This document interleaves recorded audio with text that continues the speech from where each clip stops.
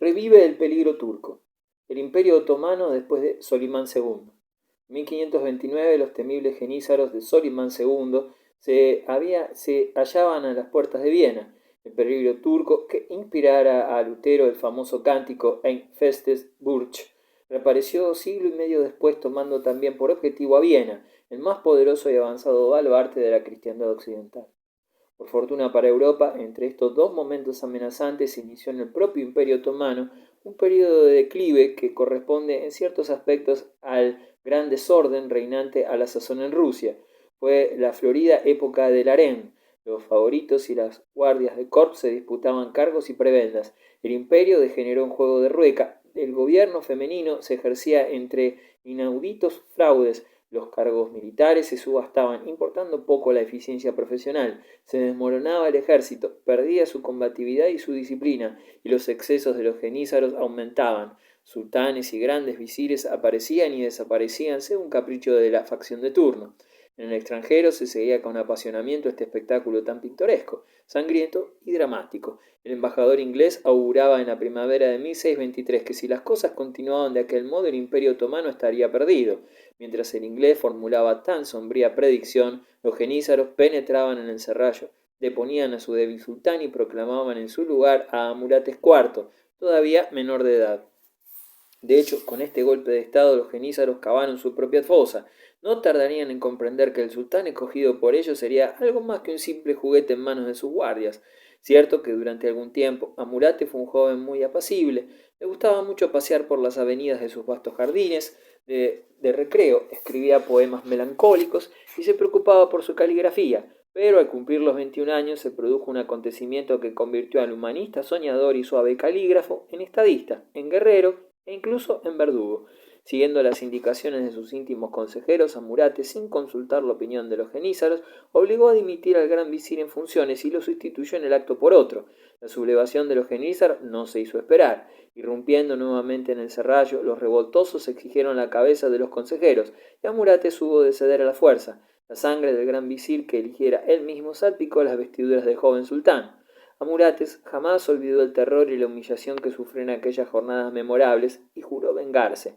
Acrecentó su tesoro personal, dinero que le serviría para proporcionarse una guardia adicta y para cuanto fuera propicio para su desquite. Alejó a todos sus adversarios auténticos o potenciales, limitó el número de los genízaros, enviándoles lejos a expediciones peligrosas. En cambio, reforzó los efectivos de tropas regulares de guarnición en el país. Los grandes del imperio se asustaron entonces, convencidos de que la menor negligencia o conato de rebeldía representaría para ellos la muerte inmediata. Nadie se atrevía a rechistar contra el terrible sultán. Los visires no eran sino esclavos suyos. A Murates gustó verter la sangre de sus súbditos cada vez más, pero el pueblo adoró a este soberano que reservaba su crueldad para los malhechores y los grandes del imperio.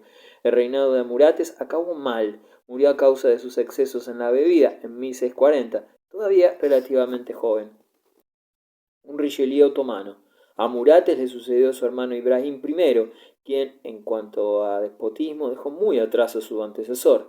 La crueldad y la sed de placeres fueron sus rasgos esenciales. Para satisfacer a sus numerosos favoritos dejó exhaustas las arcas del imperio y se creó enemigos en todas partes. En 1648, cuando se disponía a hacer asesinar a los principales oficiales de los genízaros, sucumbió víctima de una conspiración. El único sucesor posible era su joven hijo, Mohamed IV, de 7 años de edad entonces. El país quedó al principio gobernado por la madre de Ibrahim y luego por la del joven sultán, gobierno de mujeres que condujo de nuevo al desorden y a la rebelión de los genízaros, esos pretorianos turcos, pero el imperio fue salvado en esta ocasión por un anciano de 70 años, Mohamed Kuprili, quien ha recibido el sobrenombre de El Richelieu otomano. La carrera de Kupili demuestra que en ciertos aspectos las costumbres turcas no eran del todo impermeables a la democracia. Nacido en Albania, inició su carrera como pinche en las cocinas del sultán. Su inteligencia y talento culinario lo elevaron a la categoría de jefe de cocina y maestresala. Tiempo después se le consideró apto para los empleos militares. En 1656 la viuda del sultán Ibrahim le ofreció el puesto de gran visir. Kuprili aceptó a condición de disfrutar de libertad absoluta, en especial en lo referente a nombrar y licenciar funcionarios y oficiales, exigencias enormes. Kuprili hizo triunfar su causa ante la reprobación general. Gobernadores y jefes eclesiásticos protestaron con energía. Según ellos, Kuprili Kuprili no era sino un viejo analfabeto que chocheaba. Pronto se demostró que el viejo tonto se defendía muy bien aún, y que el analfabeto entendía la organización del Estado turco mejor que muchos sabios. Funcionarios corrompidos, jueces indignos y oficiales ineptos, soldados rebeldes, fueron condenados a muerte sin misericordia alguna. Durante sus 5 años de poder, Kupril hizo ejecutar unas 35.000 personas. Por supuesto, los resultados fueron adecuados. El gran visir dominó la situación. En su lecho de muerte, Kupril exhortó al joven sultán Mohamed IV, quien contaba unos 20 años, a que no se dejara aconsejar jamás por mujeres y mantuviera siempre sus tropas muy ocupadas en expediciones militares y en asedios. Por desgracia, sultanes y grandes visires se sucedieron sin que se parecieran a estos modelos. Mohamed IV fue un completo déspota y el sucesor de Kuprili un vulgar adulador. Los húngaros y la libertad. Los húngaros y la libertad. Ningún regalo hubiera complacido más al sultán que la posesión de la rica ciudad de Viena. Los turcos nunca habían renunciado por completo a su proyecto de conquistar la urbe imperial. Les pareció favorable la ocasión de atacar a Hungría, donde reinaba una fuerte oposición contra el rey y el parlamento, alemanes y húngaros, ciudades y campos, aristocracia y pueblo, católicos y protestantes.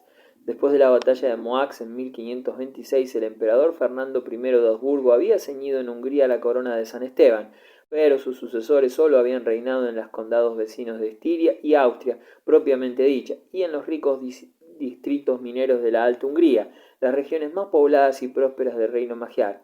El poder político y económico se hallaba por entero en manos de la alta nobleza, que poseía inmensos dominios, gran número de siervos, jinetes aguerridos y castillos fortificados, pero la pequeña nobleza, muy numerosa, desempeñaba también papel importante, gente sumamente impulsiva, caballeresca o cruel, según capricho del momento. Estos modestos hidalgos eran sobre todo audaces jinetes que demostraban escasísimo interés por los libros y la cultura, bebedores extraordinarios y egoístas incorregibles. Cuando creyeron en peligro sus privilegios, que ellos apellidaban las libertades húngaras, su patriotismo no conoció límites. Aristócratas, anarquistas, en un mundo en donde la monarquía absoluta avanzaba a pasos agigantados, los nobles de Hungría observaban siempre con suspicacia la política de la corte de Viena. Cuando el emperador, que conocía muy bien las debilidades del pueblo húngaro, puso mercenarios alemanes de guarnición en los fuertes fronterizos, los desconfiados magiares se sintieron vejados. En 1659 el embajador de Venecia comprobaba que los húngaros quieren que el emperador los defienda, pero no pueden sufrir que emplee para ello sus propios soldados. La sublime Puerta, que no ignoraba esta situación, contaba con la pasividad de los nobles húngaros cuando lanzase su ofensiva contra Viena.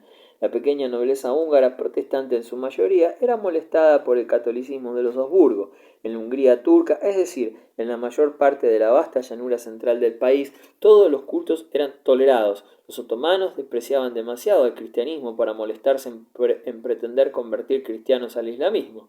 En la primera mitad del siglo XVII, los protestantes recibieron ayuda y asistencia de sus príncipes en la Transilvania, región montañosa al este del país, y todavía en 1645 Jorge I Rákóczi consiguió del emperador que los protestantes ejercieran su libertad con libertad su culto, pero después, a consecuencia de sus discordias intestinas, Transilvania cesó de desempeñar papel alguno en la política húngara, y el nuevo príncipe, Miguel Apafi, fue un simple vasallo del Imperio otomano. Al propio tiempo, la corte de Viena inició una estrecha colaboración con la alta nobleza católica. Su obra de proselitismo, los protestantes húngaros vieron con el mayor despecho que la viuda de su príncipe Rákóczi se dedicara a esta tarea. Entonces los predicadores calvinistas desesperados saludaron a los turcos con el nombre de libertadores.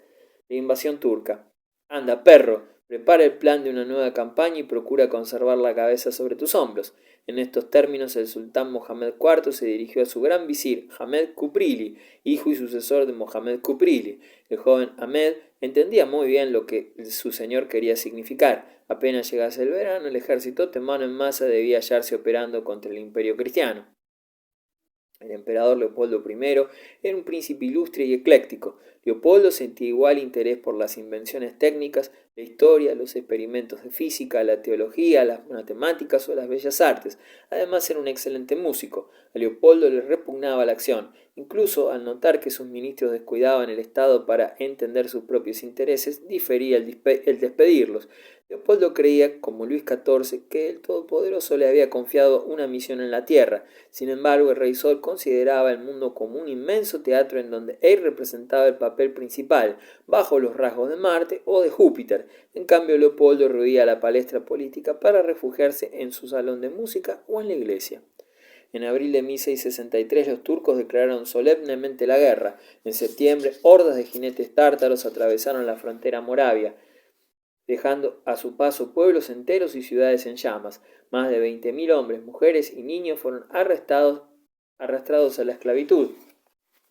Si entonces Ahmed Kuprili hubiera tenido la buena idea de marchar directo sobre Viena, nada hubiera podido detener el impulso de sus tropas y nadie hubiese podido salvar la capital imperial. Pero, como pretendía apoderarse antes de las principales fortalezas fronterizas, se vio obligado a instalar cuarteles de invierno. Hecho esto, los turcos emprendieron una intensa acción psicológica para separar a los húngaros de la causa del emperador. Fue una auténtica ofensiva de la sonrisa. Los turcos recordaban los lazos de parentesco entre el pueblo húngaro y el pueblo turco, pagaban al contado cuanto compraban, incluso distribuían limosnas, insidiosa propaganda que no dejó de obtener resultados. La paz de Basvar, la excesiva meticulosidad de Ahmed Kuprili salvó a Viena. Su adversario aprovechó el tiempo para concentrar y organizar sus fuerzas. Montecuccoli, mariscal imperial, permaneció durante todo el año de 1663 a la defensiva. Al fin, en el verano de 1664, con refuerzos enviados por los príncipes alemanes y por Luis XIV, muy antiturco en esta época de su reinado, tuvo la suerte de infligir graves pérdidas a los otomanos, cuando estos se aprestaban a franquear el Rab, a unos 150 kilómetros al sur de Viena. Europa entera aplaudió la victoria. La paz de Basvar cayó entonces como un rayo. Inmediatamente después de la batalla, Ahmed entabló conversaciones con la corte de Viena, que por diferentes razones deseaba poner fin a la guerra. Fue así como Ahmed, aunque vencido en el Rab, pudo ofrendar a su soberano algunas plazas fuertes húngaras, además de ricos regalos del emperador. Los húngaros quedaron decepcionados y se dedicaron a urdir una conspiración para liberar a su país y arrojar de él a los Habsburgo. De todos modos, el levantamiento estaba condenado al fracaso si no contaba con ayuda exterior, y con mayor razón, al no estar de acuerdo los conjurados, la revuelta de marzo de 1670 tuvo poco éxito y fue reprimida con facilidad. Las consecuencias no se hicieron esperar. Los jefes rebeldes fueron condenados a muerte, 2.000 nobles encarcelados y una inmensa cantidad de bienes confiscados y repartidos entre los húngaros que permanecieron fieles a la corona. Viena se dedicó con energía a aniquilar el poder de los estados y catolizar el país. Entonces la Alta Hungría calvinista convirtióse en el teatro de un enfrentamiento armado con horrores comparables a los de la Guerra de los 30 años, pues aunque la fortuna cambiara de signo, tanto si una ciudad caía en manos de cruzados rebeldes como la de los mercenarios imperiales, las consecuencias siempre eran similares para sus desgraciados moradores: saqueos, incendios, ejecuciones y torturas. Aplastada por la represión u ocupada en su propia guerra, la nobleza húngara no tomaría parte alguna en la nueva campaña de que los pueblos de Europa desencadenarían conjuntamente contra el peligro otomano. Polonia pierde Livonia y Ucrania oriental. Durante medio siglo las rebeliones de los cosacos fueron tan frecuentes en Polonia como en Rusia, pero el levantamiento de 1648 fue el más peligroso, ya que los rebeldes contaban con un excelente jefe, el atamán Bohdan Chmielnicki. En aquel momento ocupaba el trono el polaco Juan Casimiro. El jefe rebelde pactó alianza con el Khan tártaro de Crimea. La guerra civil se extendió a todo el territorio polaco y provocó cuantiosas pérdidas en hombres y en bienes materiales. El mundo musulmán en masa podía sentirse satisfecho esperando la destrucción de Polonia, baluarte del cristianismo.